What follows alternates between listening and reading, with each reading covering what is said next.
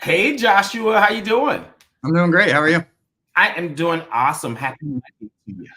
You as well. You as well. Yeah, busy day for you today, or is it kind of low key? No, it's been a steady day. It's been productive. Yourself? Listen, it's been nonstop all day, meeting with clients, trying to help them find love, and it's just like, I'll be happy to take a nap later. It's already enough doing our own journey, let alone helping others on theirs. Yes, yes.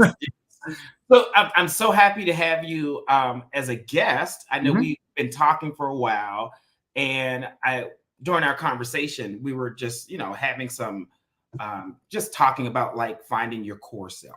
And I feel like I'm a dating coach and matchmaker, so I feel like sometimes guys want to like get into a relationship and they have all these expectations of what they want in a potential partner. Like it is a long laundry list. And then I'm like, well, tell me about who you are. Like what are your hopes, your dreams, your fears?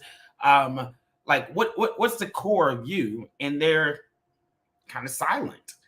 And I'm like, wait a minute.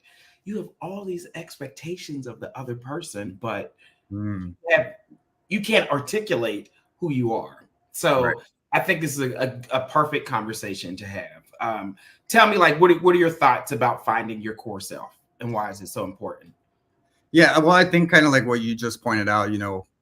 Most of us have probably seen the whole like balloon popping things videos. Oh God, yes, I love those. I love those.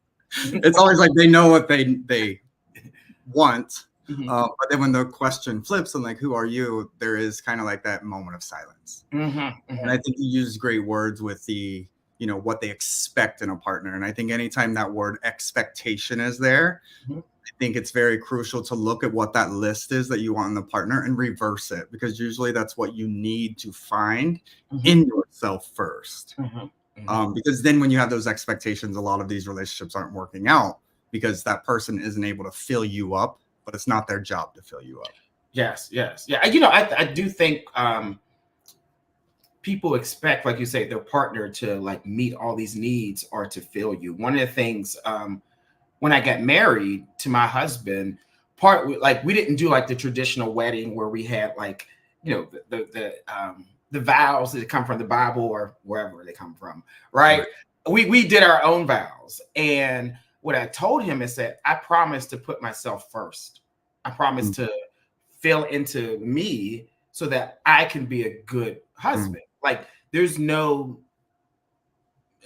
good in me promising to take care of him, fix him, all that type of stuff. No, I'm like, sir, that is your job to make sure you're happy on your own. It's my job to make sure I'm happy on my own, so that when we get together, it is just it's added, but I have to take care of me and know the core of who I am first. Right. It's that whole runneth over concept. You got to fill. And that doesn't mean that there's not space. I think a lot of people walk into that mindset and they think that it eliminates the space, that there's room to negotiate or compromise and be fluid. It doesn't take that away. I think that is what does ultimately make great partnership. But I think when you ask the question, you know, why is it so important and how do you define yourself? Mm-hmm. For me, being like a spiritual guide, like I've taken this kind of to a deeper kind of level. And Mm-hmm. most of us maybe have heard of this 3D, 5D, you know, transition, ascension that's occurring kind of in the world today. And that's kind of where I resonate with how do I define myself? I define myself kind of as like a godly energy. Mm-hmm. And I subscribe to that. And I think that's ultimately who we are. Go ahead. Can you say a little bit more about this 3D? Or you said 4D? Like I don't think I've heard of that before. So No. I'm, Okay. I'm here to learn, Joshua. Tell me. So Yes. it's like it's the energy shift that's Mm-hmm. occurring, and where our reality is shifting. And you probably see this trend of a lot more like energy work, spirituality, Mm-hmm. kind of it's kind of become kind of trendy. My heart and soul believes that a lot of it is authentic though. And it's like 3D is the physical realm that we live in. And Okay. so you get stuck there in 3D, but there's an ascension that's occurring where we're moving into our higher selves. And that's why a lot of people are really waking up right now, because they're waking up to true self, which is from a higher dimension, which is getting closer to that ultimate God's conscious. So you said ultimate God's conscious. Is that like through prayers? Is that through, you know, service? Like how does one get there? Yeah, I think it's through self. Mm-hmm. Mm-hmm. I think like even when we speak, like, you know, we hear the phrase, you got to love yourself first. Mm-hmm. We do affirmations, everything that I need is within me. And kind of when you take it, I don't know, you know, people that subscribe to a religion or not. I don't necessarily subscribe to a religion, but I'm very spiritual in abundance of all Mm-hmm. religious knowledge. Mm-hmm. And I think it's more so like you find that you have like God's power within you Mm-hmm. in this realm, like where we talk about mental health, we talk about the ego, we talk about false self and shadow side and ego death. To me, that's in the 3D world is kind of where that physical experience has kind of shaped us into who we think we are. Mm-hmm. Mm-hmm. And pride has us stuck there. Oh, yeah, yeah. It may have a false belief of who you think you are. Right. Yeah. So for people who are watching, sorry, I forgot to do introductions. We just got into just like talking, because Josh and I probably could talk for days. But Joshua, why don't you go ahead and introduce yourself? Tell them a little bit about who you are and your background. Yeah. So my name is Joshua Long. I am a men's coach, mental health coach, and spiritual guide. I've been practiced for about 2 years. Still like growing out the business and everything. Mm-hmm. But I walked into this journey on a personal thing for about a year. And then I was kind of guided into like having to share this information with the world, because the enlightenment, the satisfaction, the empowerment that you really get when you really embark on a spiritual journey, which, to clarify, to me, a spiritual journey is that death of pride, that death of false self, and reconnecting to your true self, which is, you know, the higher godly conscious that's above us. But yeah, so that's what I'm passionate about, is just kind of enlightening and waking people up.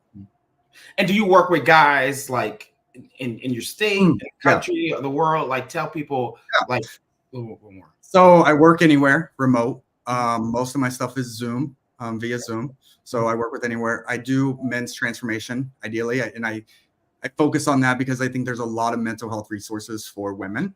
Yes. So as a man, I kind of want to give men that safe space and know that they are my focus, so that they can hopefully feel empowered to just take that first step. Yeah. Someone did a comment and they were like a spiritual guide. Can you say a little bit more about that? Because sometimes people might have it might not be clear to them, or they have like this mystic like view of like a spiritual guide, and they're like, is that okay with my spiritual beliefs? Like, I'm Christian, can I have a spiritual guide? Is that contrary to it? You know, contrary to it? Like, what do you think? Yeah, and I mean, at first I'll say like I'm there with you. Whoever it was that mentioned that.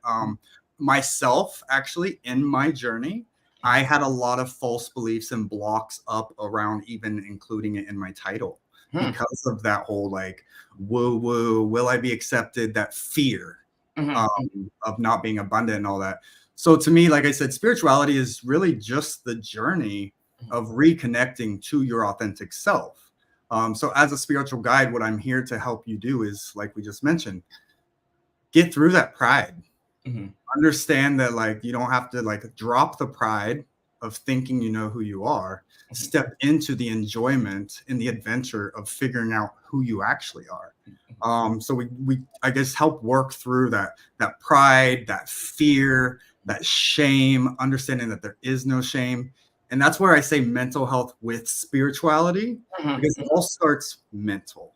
Yeah. And through shedding and busting through like the mental beliefs, that spirituality eventually just starts to come through. Yeah. And it's organic. Yeah. So it's kind of just spirituality, just helping people shed that false version of themselves and step into their power, their empowerment, and the life that they like not only desire, but the life they deserve. Yeah. So for a lot of gay men, and you're definitely probably familiar with this, when we talk about like spirituality, religion, faith, most of us have been introduced to spirituality or faith, religion, in a negative way, where we as gay men, we have been taught that loving another man or wanting to have sex with another man, that it is shameful, it is a sin, like it is like the worst of sins, right? And so much that it has prevented a lot of gay men from being able to connect authentically with their higher power, with or even connect with religion, or they have to hide a lot of who they are to be accepted in some spaces. So how do you work with guys that kind of challenge those beliefs or unlearn some of those things that we have traditionally been taught as gay men, that like we shouldn't be who we are? Right. Yeah, I think when you ask how do I work with someone like that, I only work with people that are able and willing to begin with. I've accepted a long time ago. I'm not here to change you. I'm not here. I'm a guide. I'm not ahead of you trying to pull you up to me. I'm walking right alongside of you.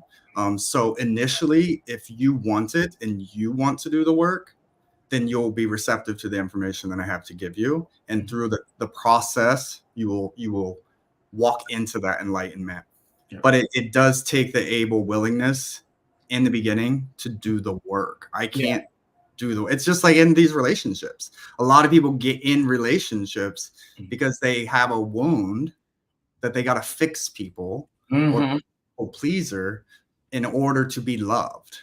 That's their own way. So it's a manipulation, which is all a false self. It's a false belief. And even like you asked, how do you get someone through that religious block? It's just another block. Yeah. Like anything else. So if you come and you sit in the chair next to me or via Zoom, I'm going to open up what's the block? What's the belief around that? And try to work down into the root and find the belief systems that you're living on. And how can we restructure those so you can have a more open mind? Because what you're doing, if you're not receptive, you're stuck. That's just a sign you're stuck in pride. Yeah. It's hard work. I would say, it is hard. Like if I'm transparent, I would say there have been times in my journey where like I've had arguments with God, like tough conversations, like angry, like with him, like, oh my goodness, like you created me to be this person and you are saying that I'm sinful, that I'm going to hell because I choose to love someone. And I feel like it took therapy, it took tough conversations, and it took time. I say time, a lot of time for me to accept who I was. And I think a lot of gay men, we talk about spirituality and our connection to that. It is hell of hard work. It's hard. Yeah. Well, like even with you saying that, I would ask, like, did God say that to you? No. No, he did not. The people did. No. And that's what he said. I didn't say that. That's these crazy people who wrote these weirdos who wrote that. So yes. But yes, because of the people representing the church and all these religions, our belief system attaches the people to God. And when we learn to separate the two, we understand that it is about the relationship. The church is within my body, not with those other people. Yeah, yeah. Listen, we're gonna be here all day. I can see. I can see. So listen, we're talking about finding your core self. And so Joshua and I talked about like why is it we've already talked about the importance of finding your core self, particularly if you're trying to date and also if you're just trying to live life and just thrive. So we have a couple questions that we've generated in advance, and we're going to pose those. But if you are watching, make sure you click the like button, share the video. We definitely want you to engage with us. So if you have questions, feel free to put them in the chat, and then we'll respond appropriately. Like this is definitely interactive. But one of the questions that we do have is, how do you define yourself? Like, talk a little bit about that, Joshua. So that's kind of what I was kind of touching base on initially. And this may come, I'm gonna say this as my truth. It doesn't have to resonate with anybody else. Take it as you are. I think we all, kind of go in our own way. For me, how do I define myself? I define myself as God, not the God. Because some people might say, "Oh wow, Joshua, that's arrogant." As I don't know why. I know, no, like you're God, yeah. Right. So God made me in His image. I am the type that believes, there's the fruit of the Spirit: love, joy, peace, patience, kindness, goodness, gentleness, self-control. I consciously live by that and try to wake up every day and subscribe to God's conscious. Because we of the people as oneness are a collective of God. So I'm not saying I am the God, but I'm saying like I am a God. I hold that power within me. And so that's where spirituality, it's kind of like that affirmation of knowing that God made me in His image. God gave me the strength that I need to get through. God gave me the patience. God gave me the gratitude, the love. And it's my job in this existence to subscribe to that power within me. It's like making spaghetti. Okay, you got the sauce, you got the noodles, you got the onions, you got the seasonings. We're made up of all these ingredients. Which one are you subscribing to? Yeah. And that's kind of how I see God as an ingredient to my being. And I believe our false self or our ego self is literally the spiritual warfare of Satan versus God. And so kind of like you were saying earlier, like, God, why do you do this? Why do you do this? You got to understand, God he's going against Satan too. Like, but Satan and God live within you. So you can't put it's like putting the expectation on your partner in a relationship. I can't put the expectation on something outside of me. I got to find the answer within me. I can't put the expectation on a God in the sky to fix my problem. I got to find the God in me to fix it, because inside I'm in a war.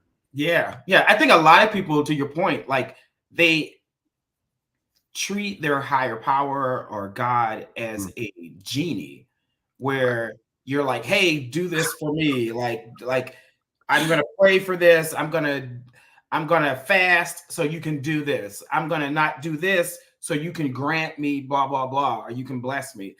And I think that it's a weird way of, that we've been taught. And a lot of people, I think, should just kind of focus on doing the work, like being you can solve your own problems. Like if you're connected to God, if you're a child of God, if you are God, if you are an extension of God, then that means you have some power, you have some skills, you have some abilities, so you can actually get what you want and do what you want.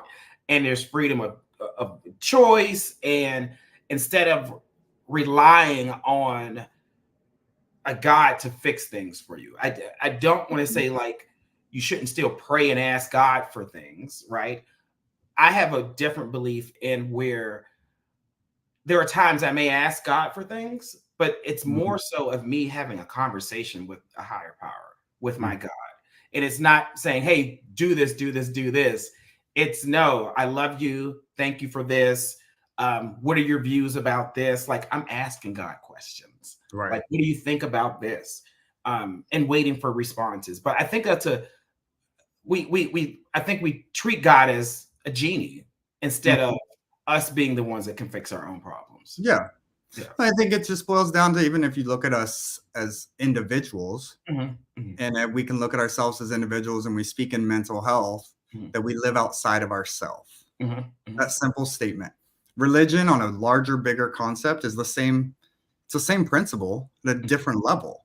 Yeah. You can't live with God outside of yourself. So it will always be empty.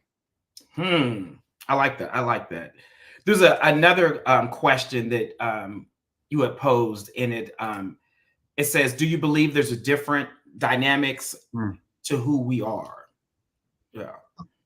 And I think that's kind of where I was going with that. There's our God self. It's where majority people are living right now, and their Satan self. And those are, if you're thinking energetically, the Satan self is the fear, the shame, the guilt, all of these things that are keeping us stuck. Because our mind has subscribed to that Satan ingredient in the spaghetti. So you believe that people, I'm clear because I've heard you say this. I'm going to make sure I'm clear. So you believe we exist and we have both God and Satan in us? Absolutely. I mean, I've never heard that before. I look at it as Adam and Eve, if we go biblical. Adam and Eve, the impurity, the Garden of Eden that was representing God. That shiny little apple represented Satan. What are we doing in our everyday world? Drugs, alcohol, sex, Netflix, all these addictions are representations of the temptations in that shiny little apple. We're allowing Satan to win every time that we go and do these things. So we're subscribing to Satan's behaviors. It takes a very powerful individual, because we're living in Satan's realm of existence. We have to, and that's where it comes conscious to get through the pride, because pride is the protector of Satan. It's the protector of the ego. It keeps you stuck there thinking you know. But to let go and to surrender is to know that you actually come from something. You have to have faith, and you got to believe. Those things are outside of this existence. It takes a very strong power to subscribe to something that isn't here. Yeah, that it's not like you can physically, like, tangible. Yeah. Right. But all these tangible things in society and the world we live in, it's easy to subscribe. And I'm not saying I still do it myself. It's the human experience. That's what it is. But that's where it's gaining that conscious awareness of free will and choice. Yeah. Because a lot of times when you do go out and you drink a lot, Satan got you. You told yourself before you were only going to have one drink. You had 5. You wake up tomorrow and you feel guilty. So that's literally the spiritual warfare happening right there within yourself of God and Satan. Yeah. So I think, and thank you for sharing that, because I think, if you subscribe to like Christianity, if people are watching, like, there are a list of things that the Bible says about like what's a sin or what's wrong, or like you do things in excess. I usually push back on those things, because I think there's some times that I think there are certain, like killing someone, right? Killing another human being. Yes, we don't want to do that. But I think there are, back in the day when these things were written, people sat down and said, hey, these are the list of sins and things are wrong. I think some of that had to do with cultural context. And then also a little bit about like control, right?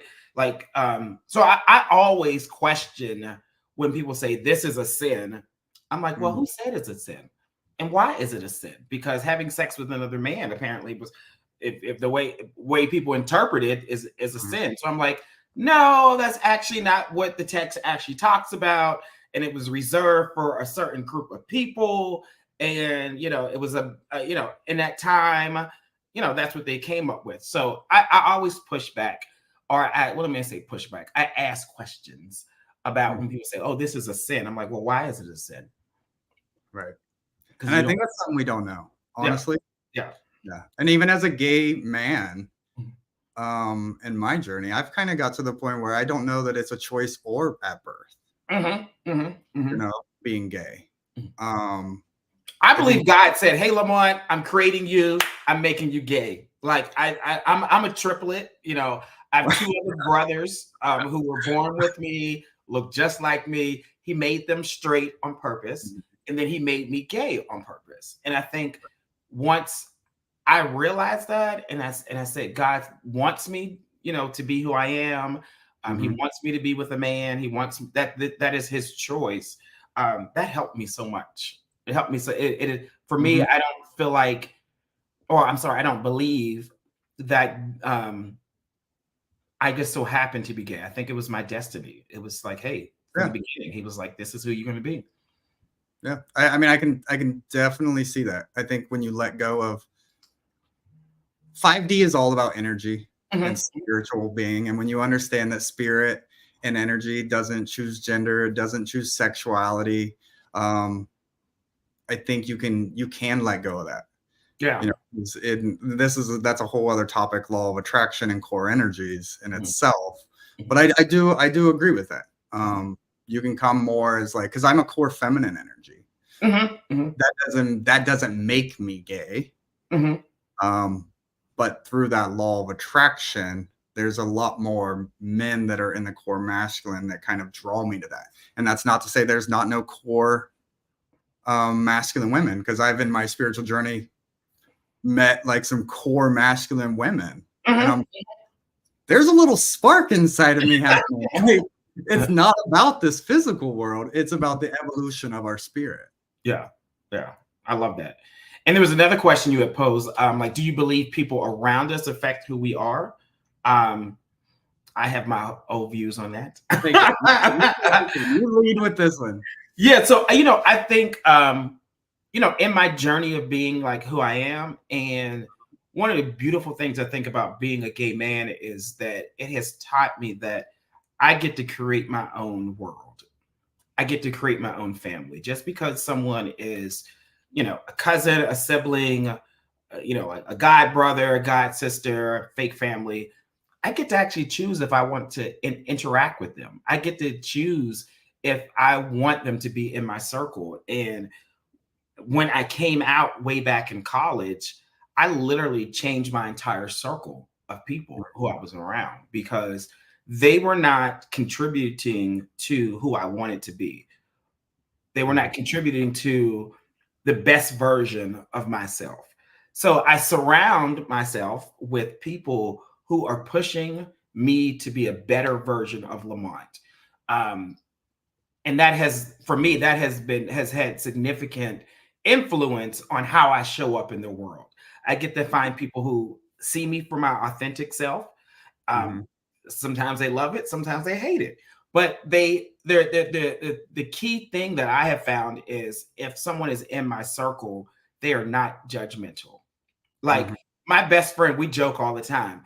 I'm like, if I shat my pants right now, you'd be like, hey, let me wipe you up. Let's go. Are we going to go out afterwards? Right? They're not going to be like, like literally. They're like, let's wipe you up a little bit. Let's go out and go hang out. They're not going to be like, oh my goodness, that's horrible. Like I have people around me who are so non-judgmental.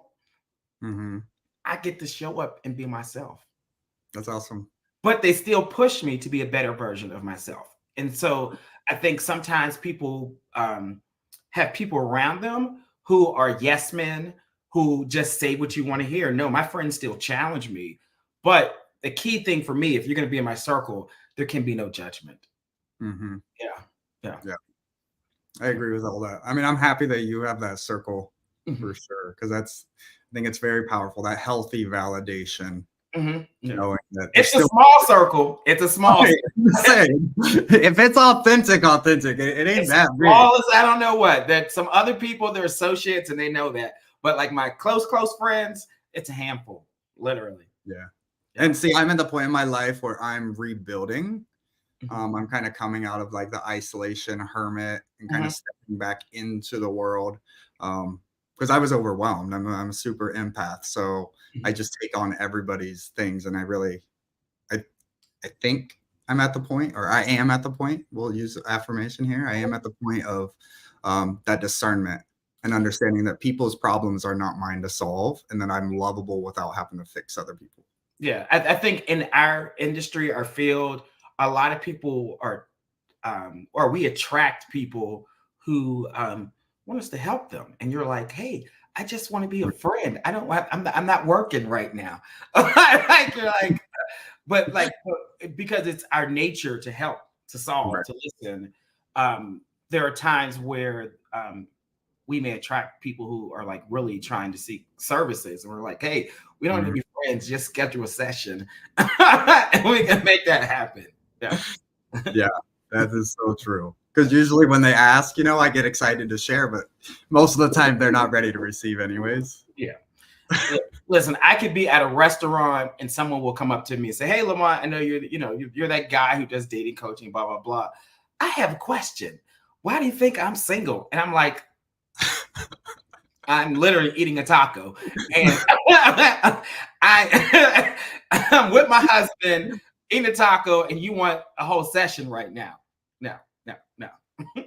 That's hilarious. There was another question we had was, how has your life experience, upbringing played a role in who you are? I'll let you go with that question. Yeah. So this one, I was 30 years old when I walked into my awakening, I would say. And I went through a lot of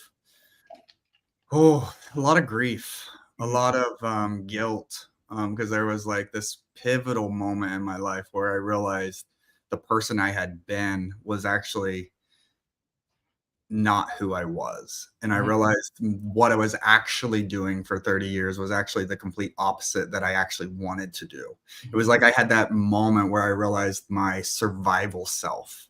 Like, and even though I showed up, and I always tell all of my clients this, kindness, like you just said, the yes man, that no having boundaries man, that people pleasing, that drama, that neediness, that anxiousness, the anxious attachment, all of that is still the ego. I call it a pig with lipstick on. Manipulation shows up with kindness. And I realized I'd actually been hurting people my whole life. Because I do come from a rural part of America. I am LGBT. I never got to live in my authenticity, ever. My coming out story was I was abandoned and the children's services and threatened, and I was a good kid, so even being that good kid that, good grades, didn't go out on the weekends, just that kind of kid, I was in such a survival mode because of my life experience, and just trying to find a happiness and a peace from outside of me to kind of bring it full circle. And so it definitely shaped me into this person, because I lived with, I call it pride statements or excuse. My excuse was, I'm just a nice person. I'm a nice person. And I lived with that statement. But that statement allowed me to stay in the feelings of feeling resentful towards people, because they never gave me what I gave them. I was projecting my reality onto people. I was feeling unappreciated because they didn't do what I did. And so it was a life of misery. So our life experiences definitely shape the false version of who we are. And it's that spiritual journey really to kind of let that go. So I absolutely believe it does. Yeah. Now you said you're a rural part of country. Where are you from originally? I'm about an hour south of Columbus, Ohio, is where I'm from. I'm in Fort Lauderdale now, but yes. Okay. Yeah. I'm like West Virginia, Kentucky, Ohio, tri-state. Yes. Yeah. I listen. I get it. I'm southern. It's country. I know. Listen, I'm from Pittsburgh, Pennsylvania, so. Okay. I get it. Like West Virginia is like an hour and a half, south, and growing up in those types of areas, very traditional, like very conservative. I know there was a movie called Queer as Folk. They said it was filmed in Pittsburgh, but it wasn't, because Pittsburgh is racist and homophobic all at the same time, right? So I think you sharing just like your environment that probably similar to mine that said everything to you that you were not, a good person, or you because of who you are, and that need. I think sometimes where we as gay men, we will say, well, I'll excel in my grades, I'll be super nice to everybody, and this will compensate for me being gay. Like, at least I'm, I'm nice to people, I treat people nice, I'm hard worker, and that, so you all should forget about, shaming me for being gay. And I think a lot of gay men do that over their lives, I think. Yeah. I think, yeah, especially in, in gay men, I think in people in general, it's formulating a version of yourself to stay safe. Yeah. But not being true to who you are. And sometimes if you don't like something, or you want to be rude to someone, or you want to say no, you don't say no. Because you're people pleasing. You're abandoning. Yeah.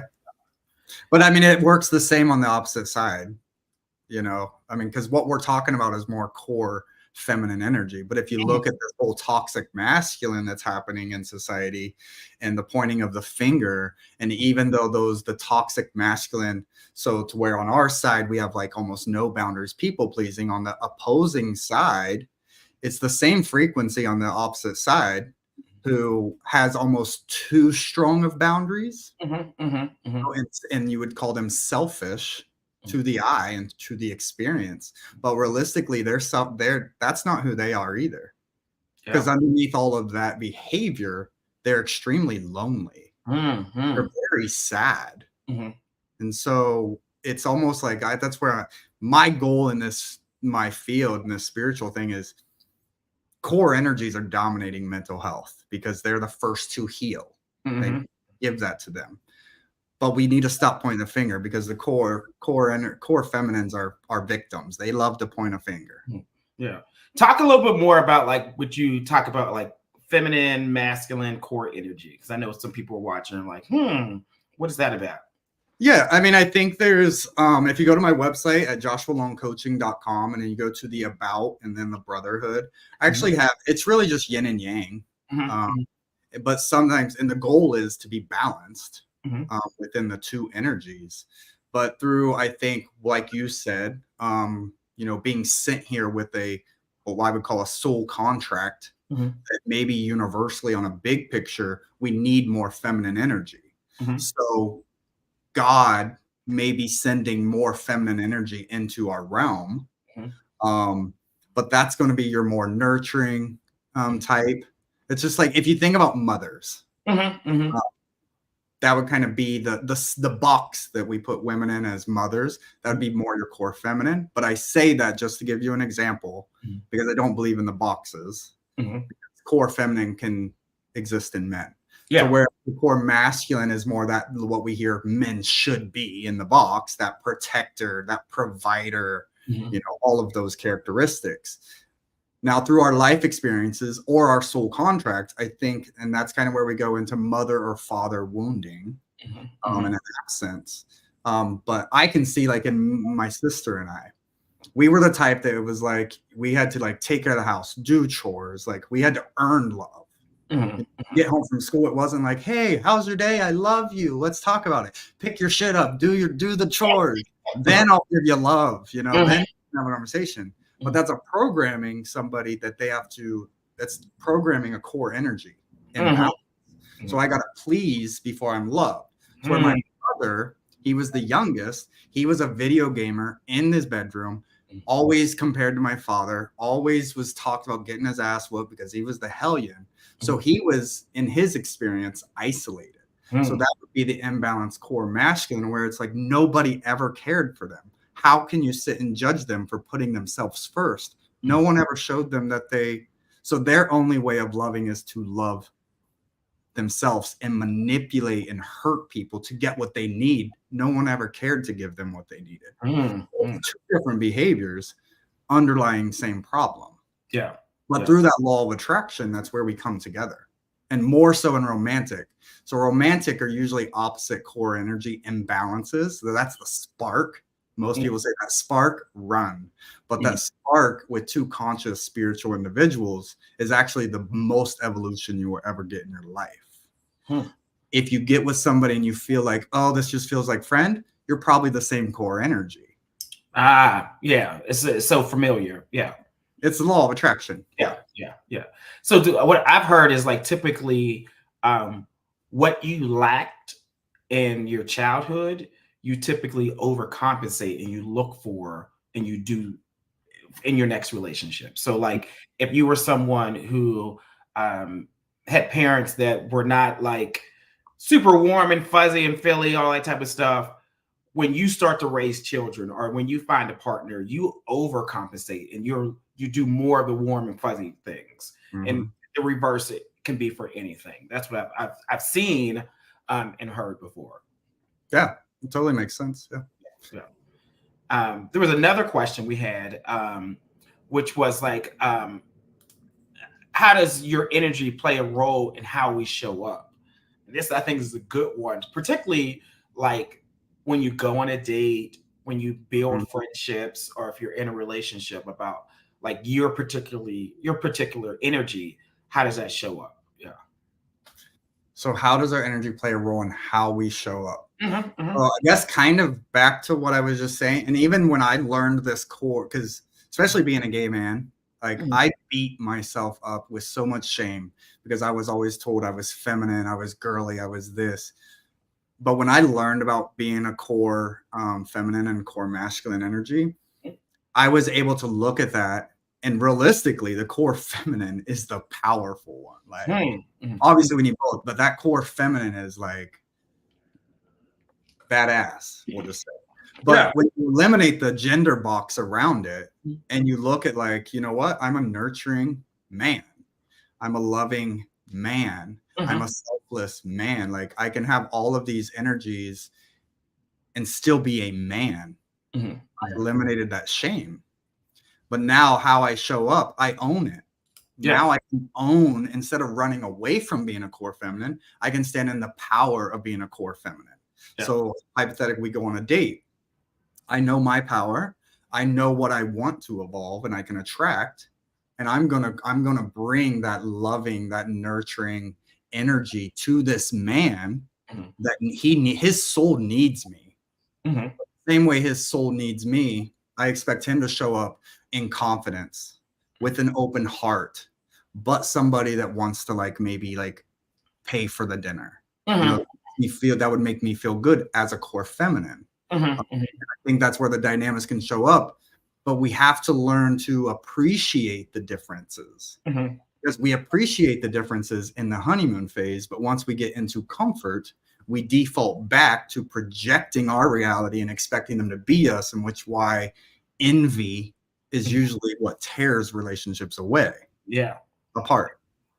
So I'm probably weird in thinking this, but I think the beautiful thing about being a gay man is that we get to take turns. Like we get to, we get to take turns in how we show up. We have to lean more on our masculine, feminine traits, characteristics, energy, and it doesn't have to be stagnant. It can change. It can be fluid, where there are times where I'm like, okay, you're good at this, you go cut the grass. Okay, I'm gonna go over here and I'll cook. Oh, but no, it's your time to cook and I'll go cut the grass. Like, or you can take the trash out, or if you're good at doing the budget, you do the budget. Okay, or I'm good at that, I'll do it. I think, and I'll say me and my husband, I remind him. I said we take turns in doing certain things. Okay, so it's not going to be like this is the way that we're always going to show up in our relationship. It should be fluid. We should be always evolving. We should also acknowledge each other's strengths, weaknesses, and then that's how we get to show up and support each other. Yeah. I love that. There's nothing weird about that at all. I think you're probably a little ahead of the curve in society, because I believe it is about, like you just said, being fluid. And learning each other, because there you hear in the straight world this whole like man's role, woman's role, and they're just that's your role, play it. It's like No, Like the whole no. goal of coming to law of attraction, coming and opposites coming together is to evolve. Yeah. So yeah, we can honor each other's core energy up from time to time, but just like my friend circle or your friend circle that you mentioned earlier, I'm still going to challenge you to step into something that makes you uncomfortable so you can grow. Yeah. And it's that balance, like you said. Yeah. I think it's so weird, like for, sorry, straight people who might be watching this. But like straight men will want women to use their masculine energy and make six figures, show up at work, and then come home and turn that off. And it's like, wait a minute.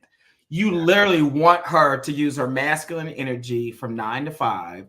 And when she comes through the door, she is supposed to just turn all that shit off. No, she is going to show up. If that's who she is, you should embrace it, and you need to understand there are times that that's her energy, and then she's going to show up in it. But it forces people to be fake. It forces people to limit who they can, like how they show up and express themselves. So I always tell people I'm so happy I'm gay because I get to challenge all that shit that you all say I'm supposed to be, and I get to make it up my own way and live happy because I make the rules for who I am in my life. And I really don't care if people agree with it. If they don't, like, you don't have to be married to me. You don't have to live in my house. Go do what you want to do in your house, and I'll do what I do over here. Yeah, right. And that's okay. Yeah. Someone posed a question. This is Jalen. Jalen, thanks for watching. Jalen says, do you think childhood trauma plays a part in why a lot of gay men are hyper independent? I would say for myself, thank you for this question. As I was coming out of the closet, one of my fears was being thrown out of the house. Like literally being like, because in my family, tons of preachers. Like when I say tons of preachers, you're either a preacher or a crackhead, and there's no in between in my family, right? So literally, right? So I was afraid that if I came out of the closet, that like I would be sent to go live with somebody else or have to go to a shelter or something. So what I did was I knew I was gay when I was in third grade. Third grade. So as soon as I was able to start working at 14, I worked, I saved money. I, did my own college applications. I paid for college on my own. So yeah, I was hyper independent because I was afraid that if people found out who I was, I would have to provide for myself. So what did I do? I made sure I got great grades. I was on honor roll. I volunteered at church, and I had probably like 2 or 3 jobs and money saved up. And then when I moved away to college, that's when I really came out of the closet, because I was like, now I can be self-sufficient. And if these people decide to reject me, okay, I can still survive. Yeah. I'm not sure if that was your experience, if you had something different, or how would you respond to Jalen's question? Yeah, I mean, I think that's definitely same verdict as you. I mean, mine was I didn't wait till I was already out and be able to support myself. I came out, I was kind of thrown out my senior year of the closet. And like I said, mine was kind of, my stuff was packed and my parents took me to children's services and just didn't want me. So mine at that point, that was my, I know that was my abandonment. I think my whole life experience was a form of abandonment, but that moment in itself, where all of these people that have claimed they love me and I've been a good kid, I've never been a troublemaker, and the moment that they were literally disposing of me, it was like, no, I will never. And it sent me into this, and I'm still working through this, made huge strides. I'm the type of person that takes on so much, that I was feeling so overwhelmed because of that hyper independence, that no one will ever help me. I have to do it all by myself. And where there's a blessing in that, because I'm very handy, I can do a lot of things, and people admire that. But in that admiration, it comes from a wound. And I had to find that balance. and I think this is a gay man thing, but I think it is a universal thing also with society just asking for help. Yeah. Just simply asking for help. A lot, we're encouraging people to get out here, get mental health assistance. It's okay to ask for help. There's no shame. Because you look at if you talk about like the woman taking on the masculine, there's a whole thing with toxic masculine women now.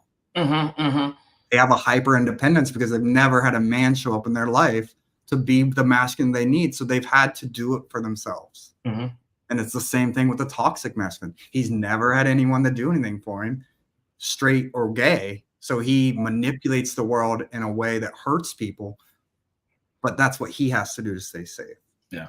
So it is a universal thing, but I can definitely see in gay men the hyper intensity of it because it's so impactful. Yeah, I want to make sure I acknowledge. So, can you talk, if you're comfortable with it, a little bit about more? I heard you say that when you came out, your parents took you to children and youth services. Well, it never. It was like threat. So like all my stuff was put into the car. Me and my mom was actually out and getting in the car. This is very vulnerable for me to say this on live, but verbatim today, I can still remember my dad coming out of the house and he's saying like, get your ass in here. My job's to raise you till you're 18. As soon as you're 18, you'll be out on your own. You'll only come back for a holiday and you'll come back alone. And when you're dying of AIDS, I will not be there. And so I cut my family off, from that. I mean, what else do you do? Yeah. And then it's been a journey for me to rebuild the trust with my own family. For sure. I mean, we're very close family, and we've made huge strides, but there's still a part in there that holds back. I think a lot of people still think that being gay is like, oh, it should be easy, but I'm like, there is so much rejection that we as gay men have experienced from our family members, and we still go through it. And they don't hear stories where they're like, oh, your parents want to throw you out of the house, like literally, like just for being who you are. And I think people don't see how that impacts us on a daily basis, because for people who are supposed to raise you, love you, care for you, to think of who you are as not worthy of still living under the same roof, that's harmful. That's traumatic. It is. A lot of gay men go through that. One of the things I told you, I'm a triplet, and one of my triplet brothers, when I told him that I was gay, we stopped talking for years. Like when I say years, don't fucking call me, don't text me. When we show up at the family event, look the other way. Years. And some of his challenges were religion, right? It was like, oh, the Bible says you're supposed to be this. And what I had to tell him was that you can either have a gay brother or you can have no brother at all. So you get to choose. Like, if you're going to be in my life, you have to deal with your religious shit you got going on, and then throw that to the wayside and love me for who I am. One of the things and I gave him time to do that. When I say years of no communication. When I did get married, he actually emceed my wedding reception. So went from like total, you're going to hell, here are these Bible verses, to being extremely accepting and supportive. But that only took time. It took time to allow him to work out some of his shit, but also me standing on, you can have a gay brother or no brother. And I think sometimes we as gay men, we placate people and we allow people to treat us however they want. Like, so we go back for the family reunion and we use gender neutral pronouns and we're talking about who we're dating or being around. No, tell them you're dating a man and you talk about his name. And if they're uncomfortable with that, to hell with them. Right? Or you don't go to the family reunion. Yeah. Put yourself first. Yeah. That's a part of prioritizing your mental health and um, allowing your environment to help you grow. Yeah. Mm-hmm. Yeah. Yeah. What's your relationship now like with your parents? No, we're good. Okay. I didn't talk to him for a year. Mm-hmm. I finished out high school, moved to South Florida after high school, and I think it was that moment of me getting out, and they really saw I didn't need them. Mm-hmm. Like I'm a survivor. Mm-hmm. That they then eventually, probably about a year into it, came back around, and now we're good. I mean, that bond has definitely been a process over the years since all that happened, because I was 17 when that happened. So Mm-hmm. I'm 33 now, so there's been some time. Yeah. But I would say we're in a healthy space now, especially with me being on a spiritual journey. I'm very out there, and they know it. Like, Josh is not conforming to. I stand up against them now. I hold them accountable. Yeah, yeah. And I thank you for sharing that, because I think one of the things I hear in your story, that one, it's time, right? Mm-hmm. You give people time to process, to miss you, to also get to see you being your authentic self. And I think one of the beautiful things is that if people, our family members, get to see us thriving and growing, they say, well, wait a minute. Maybe Exactly. I'm wrong. Like, because it's one thing to see a person who, and you can tell a person who's being fake and not happy in life. But so you're like, oh yeah, well, he's gay, so of course he's not happy in life. Like that, so that confirms their belief system. But if they Right. get to see you shining, growing, contributing to our community, they're like, well, maybe it's my problem. Maybe it's me. Maybe I'm thinking the wrong thing. So I think that's more encouragement for people to just dive into being their core selves. Yeah. And I think, like you said, it's also a process, and maybe it's not even that they come around and say that like they're wrong with our situation, but our vulnerability and courage to show up in a way of life that isn't conforming maybe gives them the courage to quit their job and go find a passion of theirs. So you're healing them through your vulnerability, and them being able to witness your life. Yeah. Yeah. And that's maybe the purpose and the reason, the lesson, and all of it. Yeah. Yeah. It's always to teach somebody so they can actually become their most authentic self as well. Our last question, because I know we've been, Josh, we'll be talking forever. I love to talk about this stuff. We kind of went on some divergence I wasn't expecting, but last question, because we're talking about finding your core self. And so how do you know if you're operating from an authentic self? Like, how do we know if we are being true to who we are? Yeah. I tell all my clients, like, when it comes to like, even you have to be honest with yourself. You got to be able to basically like throw your hands in the air. If we take it spiritually, let go and surrender. Throw your hands up in the air and kind of put on the thinking cap of like, I know nothing. Everything I think I know right in this moment, I'm letting it go. And all my choices in life, and it always comes back to fear, but I run all my decisions with self-honesty through, is this attached to fear or is this attached to fantasy? If you can say it's coming from a place of fear or fantasy, but even fantasy, if you take it to fantasy, wanting that fantasy is going to take you right back to a fear of not having something. So it's always going to come back to fear. But I ask myself, fear or fantasy? And if I can say it's attached to one of those things, that's not authentic. Yeah.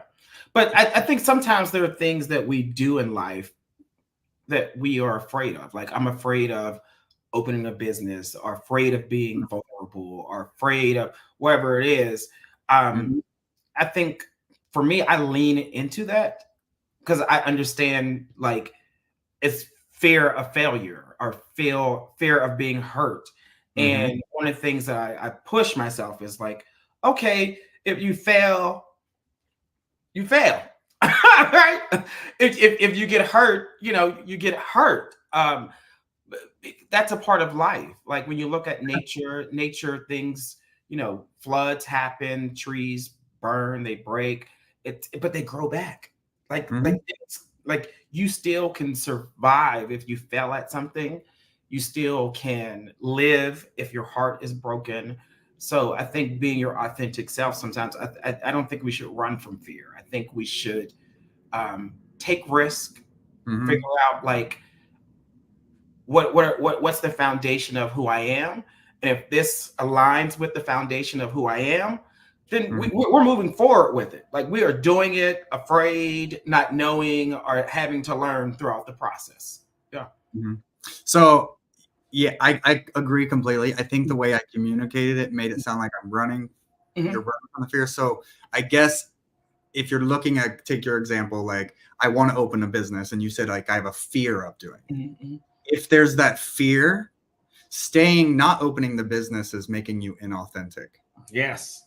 Walk through that fear. No growth comes without resistance. But what I'm saying is like by not doing it, it's that part of it that's inauthentic. Yeah, because you're operating in fear. You're letting the fear take over your inability to move forward. Yeah. Yes, exactly.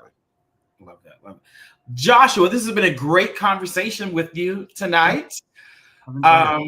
I thank you so much for being a guest. I think you have been giving us gems, being authentic, sharing your personal story. I think which would be life-changing for people who are watching.